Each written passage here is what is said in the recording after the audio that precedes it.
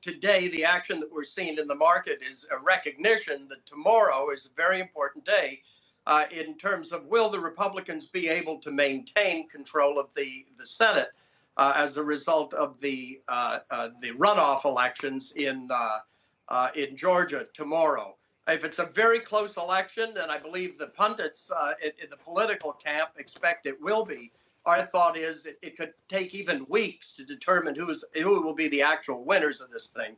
The concern I think the market is showing is what would happen to the Tax Reform Act of 2017, which empowered corporations in the U.S. to be more competitive on a global basis with their competitors outside of the U.S., allowing them to keep more of every dollar that they earned. In addition to that, it allowed, there was job growth that came from that was disrupted by COVID. Job growth most certainly came in. Also, the ability for corporations to handle rough waters or choppy waters better, whether it was the tariff war or whether it was COVID itself. Many companies have done a lot better. They've had more money to work with, and as well as, of course, technology boosted a lot of companies in that. The other issue of concern, of course, is the market likes checks and balances.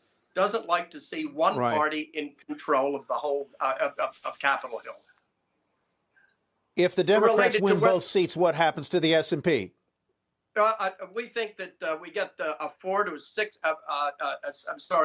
to 10% decline in the markets, after which the market would ponder what will the spending programs be that the Biden administration would likely put in.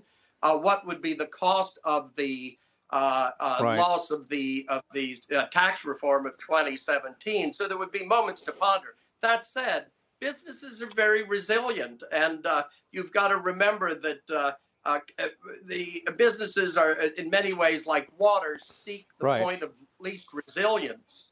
So we'd have to think, we think the market moves higher after we get through this troubled period, which has to do with the launch of COVID-19 vaccines, and has to do with this election tomorrow.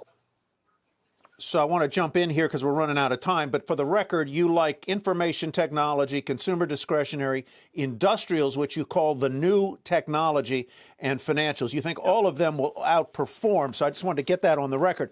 Andrew, very quickly, you have an interesting wrinkle on dollar cost averaging for this year. If you have cash on the sidelines that you want to put at work, would you quickly explain that wrinkle on DCA for us? Sure, absolutely. Look, I think dollar cost averaging is always a great way to go, but when the market pulls back, I think you accelerate dollar cost averaging.